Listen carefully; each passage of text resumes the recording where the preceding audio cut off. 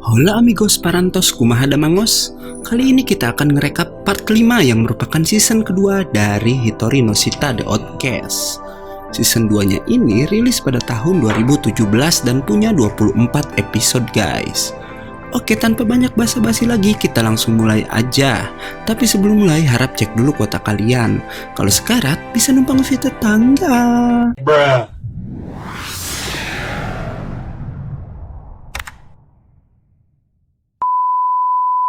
Di awal season yang kedua ini, kita akan langsung diperlihatkan sosok Tenshi Sama yang sedang berjalan bersama seorang pria bernama Rikukin. Mereka berbincang tentang turnamen kali ini yang diprotes oleh 10 Dewan Tenshifu karena dibuka untuk umum. Bahkan ke-10 dewan katanya memaksa murid-murid mereka ikut berpartisipasi hanya karena ia tak mau Culan menang dan menjadi penerus Tenshi. Rikukin juga bertanya kenapa Tenshi sangat ingin Culan jadi penerusnya, tapi Tenshi Sama bilang ia tak bisa memberitahu jawabannya. Mereka sampai di sebuah tempat dan di sana telah ada beberapa ketua klan termasuk Shifu Chan Chao. Rikukin langsung memperlihatkan kekuatannya di hadapan para ketua klan tersebut. Kekuatan Rikukin itu bernama Suten Roku yang adalah salah satu dari 8 kekuatan yang diinginkan para orang asing sampai menyebabkan perang dahulu. Dan maksud Rikukin memperlihatkan kekuatannya itu adalah ia akan menjadikan Suten Roku sebagai hadiah dalam turnamen bernama Raten Taisu itu. Ternyata Rikukin mendapat kekuatan itu dari pemilik aslinya, yaitu sahabat Rikukin yang mati dalam perang. Sebelum tewas, temannya itu memberitahukan nama orang yang melukainya dan sampai saat ini si Rikukin masih mencari orang tersebut untuk membalaskan dendamnya. Scene kemudian beralih pada Culan yang terus berlatih bersama Huhu. Culan sudah semakin bisa menguasai Raihu walau ternyata ia belum bisa melampaui kekuatan Huhu.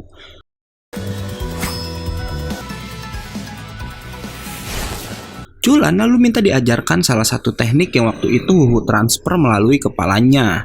Teknik itu bernama Runoku, tapi ternyata si Huhu pun tak bisa menggunakan teknik itu karena katanya kakek Culan tewas setelah mentransfer kekuatan itu tanpa mengajarkan apa-apa.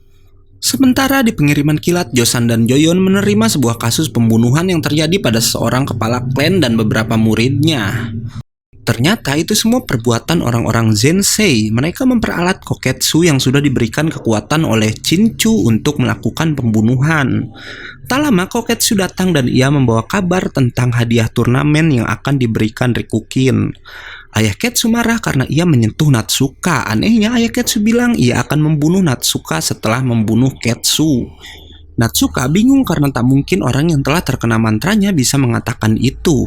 Ternyata itu ulah anggota Zensei lainnya bernama Raihenhu yang datang bersama seorang lagi yang bernama Kounei. Ketsu dan ayahnya pun berkelahi dan si Ketsu secara tidak sadar akhirnya membunuh ayahnya sendiri. Ayah Ketsu tersadar dari mantra Natsuka sebelum tewas dan menyuruh Ketsu lari dari tempat itu. Ketsu pun sadar ia telah membunuh ayahnya, namun kemudian anggota Zensei bernama Kounei melakukan sesuatu yang membuat Ketsu bisa melupakan semuanya. Chinchu lalu bertanya siapa target pembunuhan Ketsu selanjutnya dan si Ketsu bilang targetnya adalah orang bernama Sokatsusei. Chinchu terkejut mendengar nama target Ketsu selanjutnya karena Sokatsusei adalah salah satu orang asing paling terkenal yang berasal dari klan Sokatsu. Nah, orang ini adalah si Sokatsusei itu. Kita panggil saya aja ya. Saat itu ia sedang di bandara bersama adiknya yang bernama Haku untuk pergi ke turnamen di Tenshifu. Ternyata Culan dan teman-temannya pun sedang di bandara itu dan Culan bilang kalau si Huhu juga akan masuk sebagai peserta turnamen. Sementara di suatu tempat bernama Batosan, kita akan diperkenalkan pada seorang pria bernama Oya yang diminta masternya mengikuti turnamen Raiten Taisu. Si Oya sebenarnya tak tertarik dengan turnamen itu, tapi karena permintaan masternya langsung, ia bilang ia akan mempertimbangkannya dan ternyata si Oya ini adalah pemegang salah satu dari 8 kekuatan seperti Rikukin. Sesampainya di Tenshifu, Oya pun bertemu Culan dan berkenalan dengannya. Oh ya, lalu bertanya apa alasan Culan mengikuti turnamen dan Culan menjawab ia ingin bertemu Tenshi untuk mengetahui kebenaran tentang kakeknya. Oh ya bilang kalau cuma mau bertemu Tenshi itu mudah dan ia mengajak Culan pergi dari sana dan langsung menemui Tenshi yang saat itu sedang bersama Regioku. Tenshi sangat baik kepada Culan, bahkan menyuruh Culan memanggilnya guru karena katanya dulu ia berteman baik dengan kakek Culan, bahkan sudah menganggap Culan sebagai cucunya sendiri. Tenshi mengajak Culan ke ruangannya dan langsung memberitahu nama asli kakeknya yang adalah Chu Kaigi. Namun hanya itu yang akan ia beritahu sementara, sisanya setelah Culan berhasil memenangkan turnamennya. Culan bersama teman-temannya pun lalu menuju tempat diadakannya turnamen hingga sampai di sebuah tebing. Yang aneh di sana tak ada jembatan sama sekali dan orang yang menunggu para peserta di sana bilang mereka telah menyiapkan seutas tali untuk yang tak bisa menyeberang. Tak lama datang dua orang asing yang membawa seorang wanita ke tempat tersebut dan mereka dengan mudahnya dapat melompati tebing itu. Dan setelahnya para orang asing mulai berdatangan dan bisa melompati tebing itu juga. Culan dan Huhu memilih melewati tali untuk menyeberang, tapi Huhu harus terjatuh. Beruntung seorang pria bernama Jaseryu menyelamatkannya. Ia bilang jika kakaknya telah dikalahkan oleh seseorang dari pengiriman kilat. Setelah membantu Huhu menyeberang, ia pun pergi begitu saja. Sesampainya di tempat turnamen, mereka pun lalu ditemui oleh Fusinton dan Fusaen yang ikut dalam turnamen itu juga. Culan dan Huhu lalu berkeliling bersama Sinton, yang bilang ia disuruh ayahnya mengikuti turnamen itu. Sinton juga bilang kalau nama Culan sudah terkenal di dalam turnamen karena ia merupakan penerus gaya Kitaigen.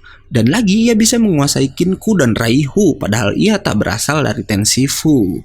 Sinton lalu menunjukkan beberapa peserta pada Culan karena katanya ia disuruh ayahnya untuk membantu si Culan. Sinton bilang jika saingan Culan sebenarnya adalah Regioku dan juga Sokatsusei. Sinton mengajak Culan menemui keduanya, tapi saat Culan menyapa Regioku, si Regioku malah mengabaikannya.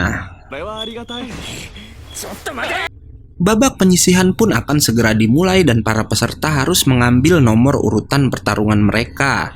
Pertarungan pertama adalah pertarungan 4 orang sekaligus dan nanti masing-masing dari pemenang pertarungan itulah yang akan maju ke babak selanjutnya.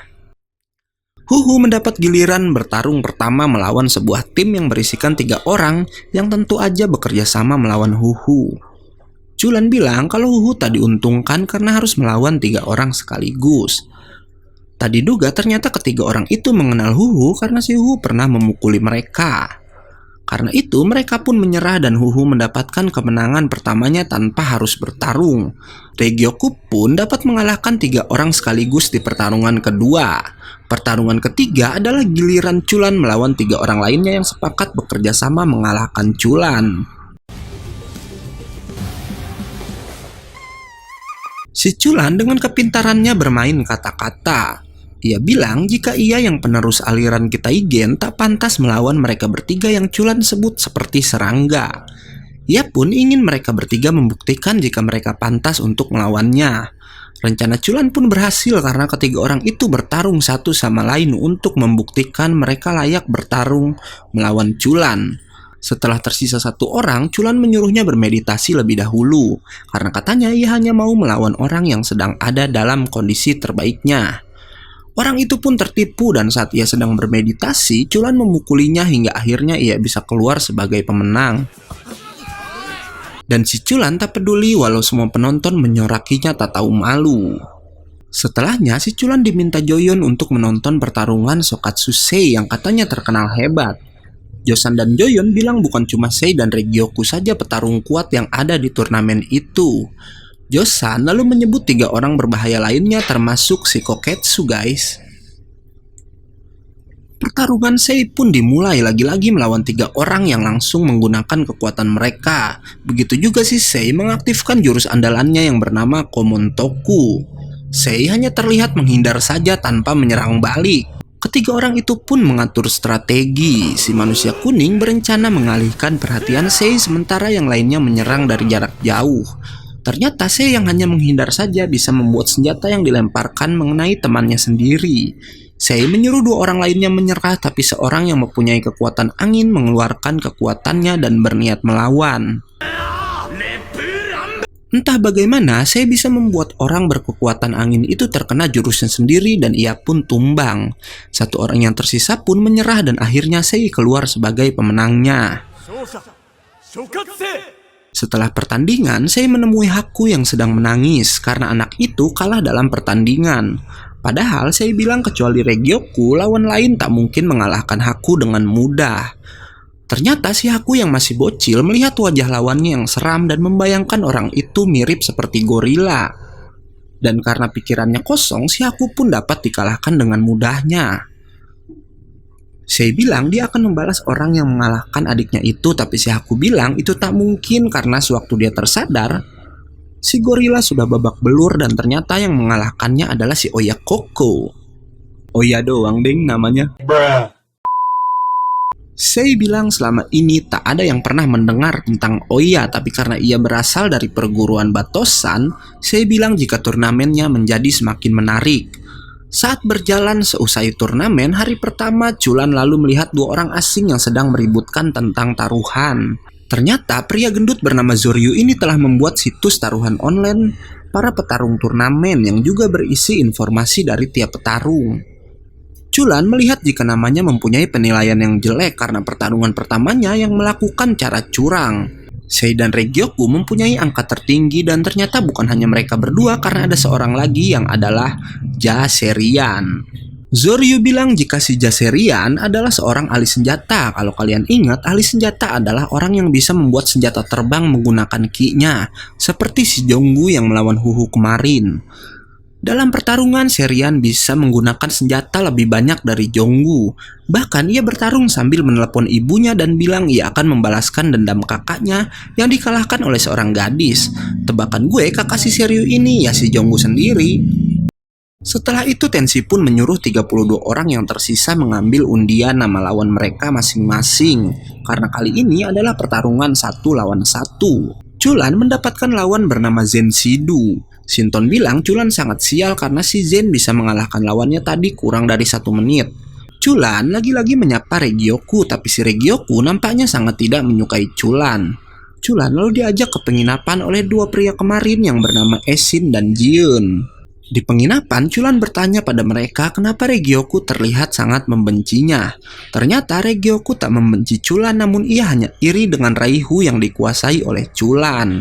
Ternyata Raihu mereka berdua memiliki perbedaan. Karena ternyata petir hitam yang dipakai Regioku adalah Raihu yang diciptakan Tenshi untuk orang yang berbakat, namun hatinya tak suci. Dan hanya orang-orang berhati bersila yang bisa menggunakan Raihu dengan petir putih yang dimiliki Chulan. Saat Chulan akan tidur, Huhu muncul dengan wajah serius dan mengajak Chulan ke suatu tempat. Ternyata karena perkataan Shinton yang bilang jika lawan selanjutnya Chulan itu kuat, dia udah menangkap Zen Shidu dan berencana menguburnya. Supaya si Chulan otomatis menang guys. Yang jadi makin kocak, Huhu bilang semua orang menganggapnya bodoh padahal dia itu pintar, malah terlalu pintar katanya. Chulan pun melepaskan Zen yang tentu aja sangat marah dan berniat menyerang Huhu. Chulan meminta Zen tak marah dan Chulan pun bilang jika ia punya ide. Sampai pagi harinya Chulan dan Huhu sudah berada di dekat arena pertarungan tanpa si Zen. Pertarungan hari itu akan mengadakan 3 pertarungan di tempat berbeda, yaitu Oya melawan Tetsu, Riku Rinron melawan Kumo, dan Fusain melawan Sukinka. Di pertarungan antara Riku Rinron melawan Kumo, tiba-tiba si pria bertopeng Kumo menyerah karena katanya ia sudah bersumpah tak akan menyerang wanita. Shinton lalu bilang pada Chulan kalau si Rinron adalah cucu dari Rikukin dan si Rinron sangat populer hingga mempunyai banyak fans. Beralih ke pertarungan Sain melawan Kinka. Si Kinka ini sebenarnya bukan murni petarung, tapi ia orang pintar yang menggunakan perhitungan dalam menyerang lawannya.